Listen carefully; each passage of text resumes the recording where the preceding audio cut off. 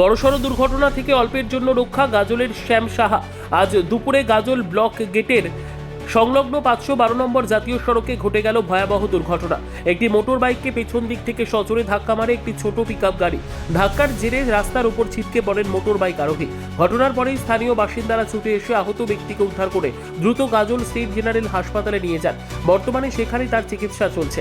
আহত ব্যক্তির নাম শ্যাম সাহা, বয়স 48, বাড়ি গাজলের তুলসীডাঙ্গা এলাকায়। সৌভাগ্যবশত বড় কোনো অনাকাঙ্ক্ষিত পরিস্থিতি এড়ানো গিয়েছে বলেই মনে করছেন হাসপাতাল কর্তৃপক্ষ।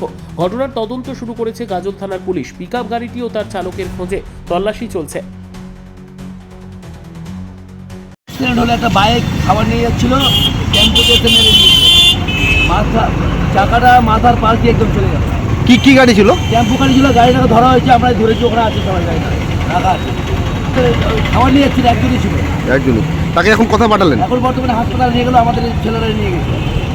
কোথাকার মনে হচ্ছে এটা? ওই ছেলেটা বাড়ি কোড়াপাড়ায় বাড়ি, যার অ্যাক্সিডেন্ট হয়েছে তার বাড়ি কোড়াপাড়ায়। কেমন অবস্থায় আছে এখন? হ্যাঁ, খুব একটা ভালো নয়, এখানে ছিট লেগেছে আর এখানে একদম রক্ত, প্রচুর রক্ত ব্লাডিং হচ্ছে।